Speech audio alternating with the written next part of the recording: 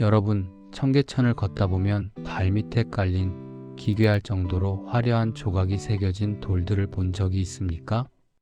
주변과 전혀 어울리지 않는 이 눈부신 돌들이 왜 하필 다리 밑바닥에, 그것도 거꾸로 뒤집힌 채 처박혀 있는 것일까요? 이것은 단순한 건축 재료가 아닙니다. 600년 전 한 남자가 죽은 여인의 가슴을 영원히 짓밟기 위해 설계한 역사상 가장 잔혹한 복수의 증거입니다. 오늘 광통교 바닥에 숨겨진 피 냄새나는 진실을 공개합니다. 태종 이방원이 청계천 광통교 바닥에 성물을 처박은 사건은 조선 왕조 역사상 가장 잔인한 사후 형벌로 기록되었습니다. 그는 신덕왕후 강씨라는 존재 자체를 조선의 역사에서 도려내기 위해 치밀하고도 서늘한 복수를 계획했습니다. 1409년 정월 광통교 공사 현장은 이방원의 분노가 어떻게 한 여인의 존엄을 무너뜨리는지 보여주는 생생한 도살장이었습니다. 이방원은 대신들을 불러 모아놓고 입술을 굳게 다문 채 서늘한 목소리로 명령했습니다. 이 여자는 더 이상 나라의 공모가 아니다. 내 아버지가 전쟁터를 떠돌 때 잠시 취했던 첩에 불과하니 왕비의 모든 예우를 당장 박탈하라. 이 서슬 퍼런 명령 한마디에 조선 최초의 왕비였던 신덕왕후는 하루아침에 이름 없는 여인이 되어 차가운 다리 밑바닥으로 내쫓겼습니다. 이방원이 이토록 강씨를 증오한 이유는 뿌리 깊은 원한 때문이었습니다. 조선이 세워진 뒤 신덕왕후 강씨는 이방원의 공을 가로채고 자기 아들인 방석을 세자로 세웠습니다. 이방원에게 강씨는 자기의 정당한 자리를 뺏어간 도둑이었고 자기를 죽이려 했던 살인 공모자였습니다. 실제로 강씨는 이성계를 설득해 이방원을 제거하려 했습니다. 이방원은 1차 왕자의 난을 일으켜 강씨의 아들들을 직접 처단하며 피해 복수를 시작했습니다. 하지만 원수를 죽이는 것만으로는 그 가슴 속의 불길이 꺼지지 않았습니다. 이방원은 죽은 강씨의 영혼까지 영원히 짓밟기 위해 기록과 돌을 이용한 두 번째 복수를 설계한 것입니다. 이방원은 기록의 무서움을 누구보다 잘 아는 정치가였습니다. 그는 실록을 기록하는 사관들을 불러 모아 무서운 기세로 엄포를 놓았습니다. 앞으로 역사책에 이 여자를 신덕왕후라고 적지 마라. 그저 현비 강씨라고만 부르거나 아예 이름조차 쓰지 말라고 지시했습니다. 이 명령 때문에 조선의 공식 문서에서 그녀의 흔적은 지워지기 시작했습니다. 종묘에 정성스럽게 모셔져 있던 그녀의 위패는 먼지 쌓인 창고로 내던져졌습니다. 이방원은 자기 친어머니인 신의왕후만이 유일한 정비임을 천하에 알렸습니다. 조선의 모든 법도와 예절은 이제 이방원의 손끝에서 강씨를 죄인으로 만드는 데 집중되었습니다. 이것은 한 사람의 인생을 통째로 부정하는 기록의 살인이었습니다. 광통교 다리 보수 현장은 이방원의 복수가 실현되는 가장 끔찍한 장소였습니다. 이방원은 홍수로 무너진 흙다리를 고친다는 명분을 내세워 정릉의 병풍석들을 가져오게 했습니다. 석공들이 땀을 흘리며 무거운 돌을 나르자 이방원은 직접 현장에 나와 지시했습니다.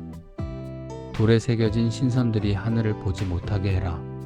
모두 거꾸로 뒤집어서 땅바닥에 박아라. 백성들이 그 위를 걸어 다닐 때마다 이 여자의 가슴이 발바닥 아래서 으스러지게 만들어야 한다고 소리쳤습니다. 석공들은 왕의 서슬 퍼런 눈빛에 압도되어 왕비의 상징인 정교한 돌들을 뒤집어 박았습니다. 하늘을 날아야 할 신선들은 흙탕물 속으로 처박혔고 화려한 연꽃 무늬는 사람들의 발길 아래 놓였습니다. 이방원은 수레를 타고 다리 위를 직접 지나가며 발밑에서 느껴지는 덜컹거림을 즐겼습니다. 수만 명의 백성이 자기 발밑에서 왕비의 존엄을 난도질하는 모습을 보며 비릿한 만족감을 느낀 것입니다. 이방원이 죽고 난 뒤에도 그가 남긴 복수의 그림자는 무려 260년 동안이나 조선을 지배했습니다. 세종대왕도 세조도 할아버지 이방원의 이 잔인한 명령을 감히 거역하지 못했습니다. 신덕왕후 강씨는 그렇게 조선 왕실의 유령으로 떠돌아야 했습니다. 성종이나 중종 같은 왕들도 이 비극적인 문제를 잘 알고 있었지만 아무도 감히 입 밖으로 꺼내지 못했습니다. 태종 이방원이 세운 왕실의 정통성을 조금이라도 부정하는 것은 곧 자기들의 왕권을 부정하는 것과 같았기 때문입니다. 광통교 바닥의 돌들은 시간이 흐를수록 이끼와 오물에 덮여 그 정체를 숨겼습니다. 사람들은 그저 그곳이 튼튼한 돌다리라고만 생각하며 무심코 밟고 지나갔습니다. 역사는 그렇게 이방원의 계획대로 영원히 침묵하는 듯 보였습니다. 하지만 진실은 물줄기 속에서도 끈질기게 살아남았습니다. 조선 중기의 선비들은 광통교를 지날 때마다 이상한 소문을 주고받았습니다. 저 다리 밑에 국모의 영혼이 갇혀 비명을 지르고 있다는 소문이었습니다. 비가 많이 오는 밤이면 다리 아래서 여인의 울음소리가 들린다는 이야기도 돌았습니다. 이방원은 돌을 뒤집어 그녀를 가두었지만 사람들의 입까지 막을 수는 없었습니다. 시간이 흐를수록 이방원의 잔혹한 처사의 의문을 제기하는 목소리가 커졌습니다. 아무리 원수라 해도 왕비의 무덤 돌을 다리 바닥에 깐 것은 유교 국가로서 너무한 일이라는 비판이 나오기 시작했습니다. 이방원이 설계한 복수의 돌들이 역설적으로 그의 잔인함을 증명하는 가장 강력한 물증이 된 것입니다. 신덕왕후 강씨가 지은 죄는 이방원에게 단순한 투기가 아니었습니다. 그녀는 자신의 아들을 위해 왕실의 법도를 뿌리째 뒤흔든 인물이었습니다. 이방원은 강씨가 죽기 전 태조 이성계의 눈을 가리고 귀를 막아 나라의 근본을 어지럽혔다고 믿었습니다. 그는 광통교를 지날 때마다 이것이 나라를 어지럽힌 자의 말로다라고 읊조렸습니다.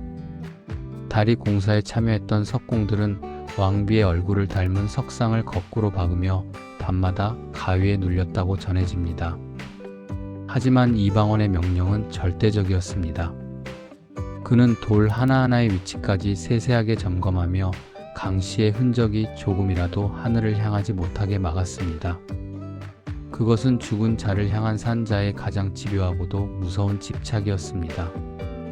마침내 1669년 현종시대에 이르러서야 이 해묵은 원한의 매듭이 풀리기 시작했습니다.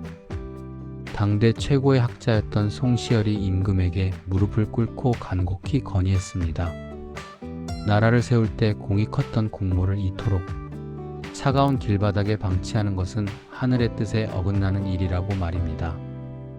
현종은 고심 끝에 신덕왕후를 다시 정식 왕비로 복권하라는 명령을 내렸습니다.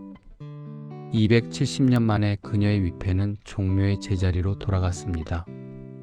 하지만 광통교 바닥에 박힌 돌들은 끝내 돌아오지 못했습니다. 이미 거대한 다리의 기초가 되어버린 돌들을 파내는 순간 다리가 무너질 위험이 있었기 때문입니다. 영혼은 하늘로 돌아갔지만 그녀의 육신을 상징하는 돌들은 여전히 차가운 청계천, 물속에서 백성들의 발밑에 남겨졌습니다. 조선이 망하고 청계천이 아스팔트로 덮였을 때 이방원의 복수는 영원히 흙 속에 묻히는 줄 알았습니다. 그러나 2003년 복원 공사가 시작되자마자 600년 전의 증오가 다시 햇빛 아래로 드러났습니다. 아스팔트를 뚫고 들어간 굴착기 끝에 거꾸로 선 신선들의 얼굴이 걸려 올라온 것입니다. 발굴된 돌들은 참혹했습니다.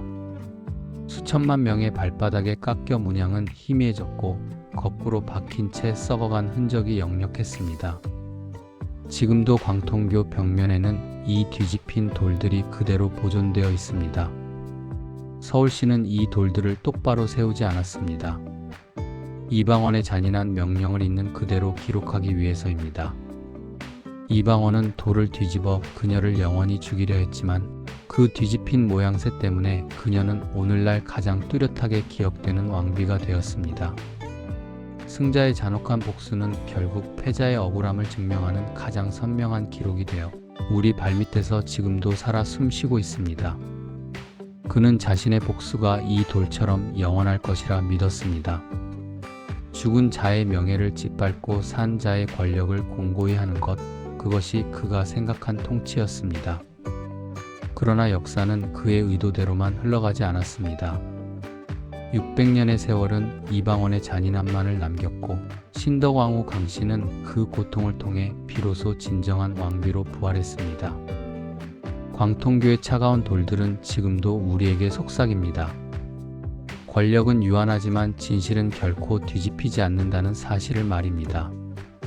우리는 그 다리 위를 걸으며 매일같이 역사의 심판을 목격하고 있습니다. 여기서 마치겠습니다. 가시기 전 구독과 좋아요 잊지 마세요. 긴 글 시청 감사합니다.